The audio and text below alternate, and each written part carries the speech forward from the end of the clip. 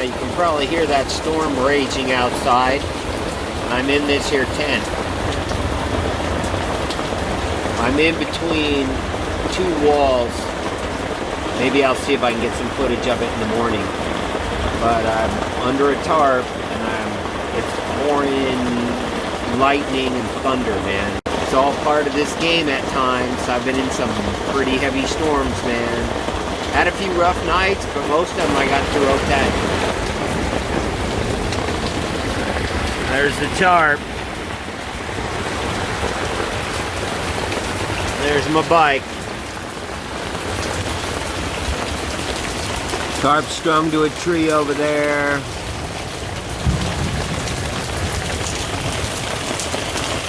Bungee corded to a pallet because I'm on concrete. And I didn't have anything to bungee cord it to over there. And that's what I get tonight. It says it's supposed to mellow out around 1 o'clock. We'll see. Let's take a look inside. I managed to stay dry under here. A little bit of water on my porch from it bouncing off the ground here. My bike's in there.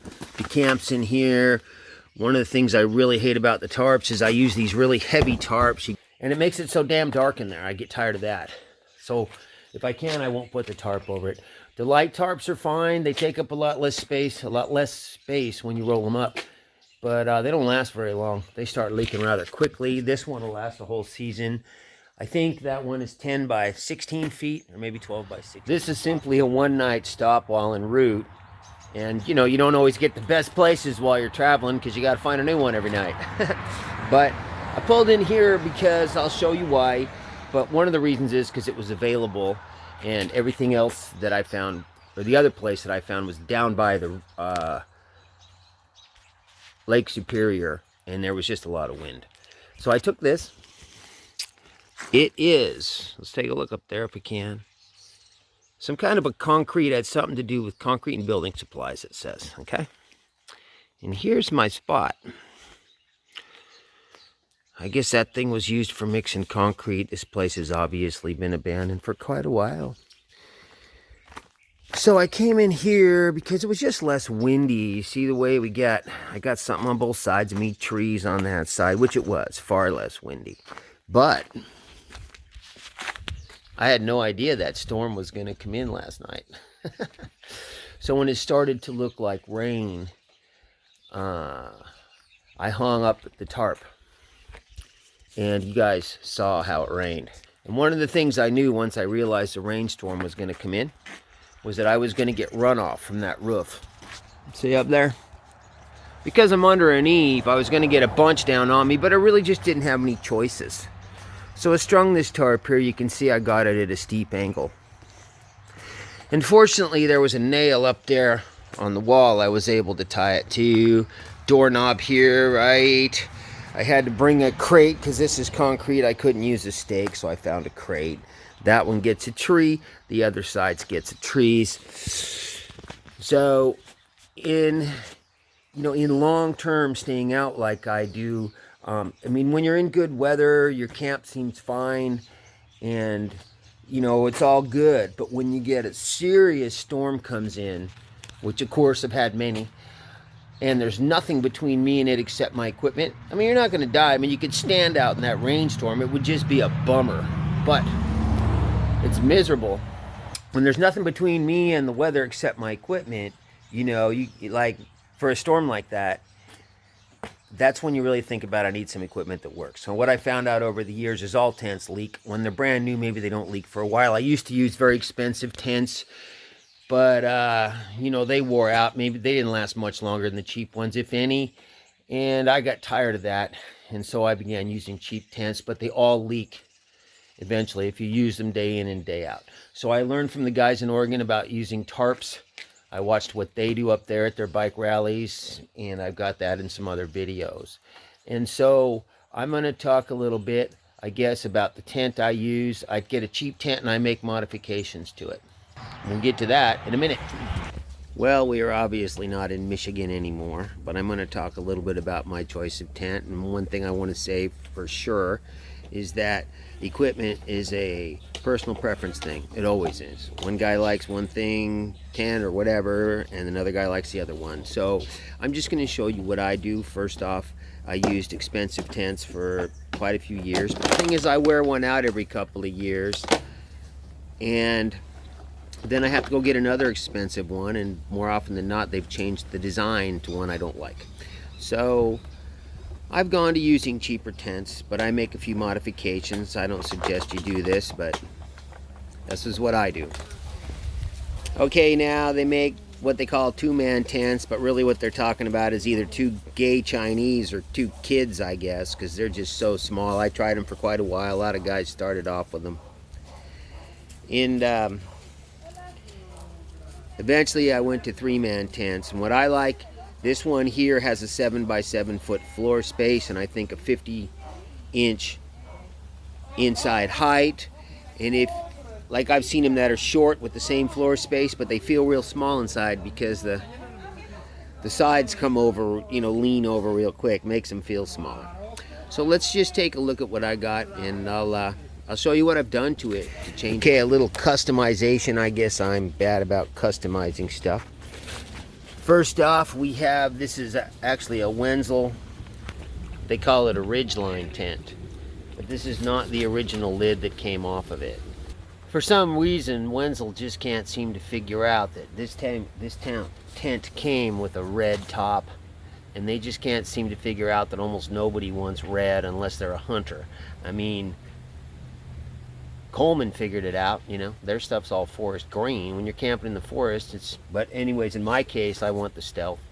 So this came with a red lid on it, and I bought another, they're both cheap tents, and I bought another one that's the same size, and I forget which one it was, but I just went looking for the same dimensions.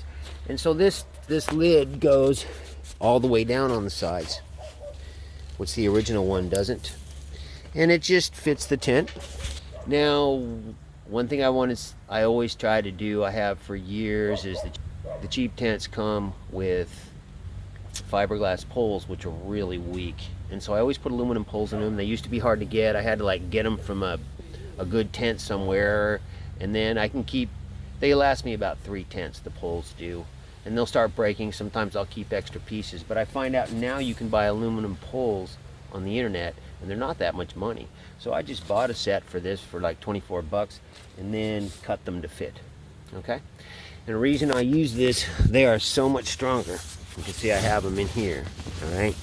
And one of the reasons, the things that keeps me in this tent, is I need the corners of the tent to accept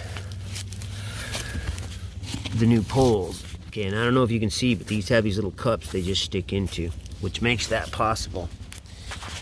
Okay, also, for me, having the tent go up and down fast is a big deal. Probably not for most people, but that's because a lot of times I'm only staying in a place for a night and then picking the camp up the next day, taking it with me, and sometimes I'll be doing that for a month straight or longer.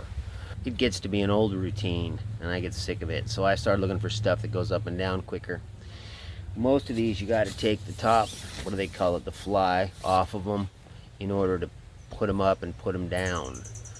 Well, I hooked this one up so the corners, I'll show you. Okay.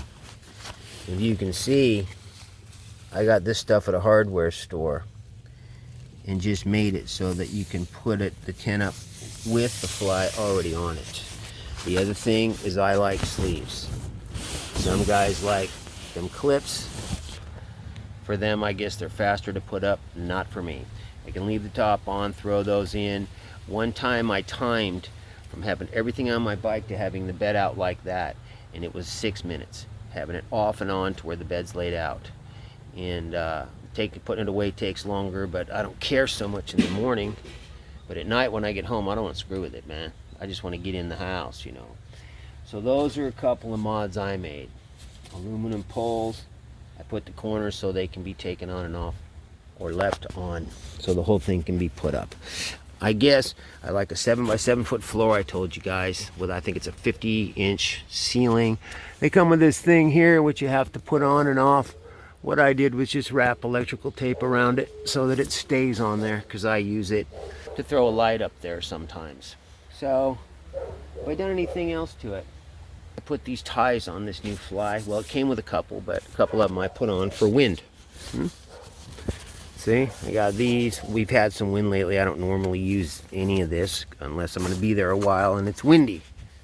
And that's really all I can tell you about tents, guys, as far as what I use. You know, I'm not going to take the thing down and put it up and show you.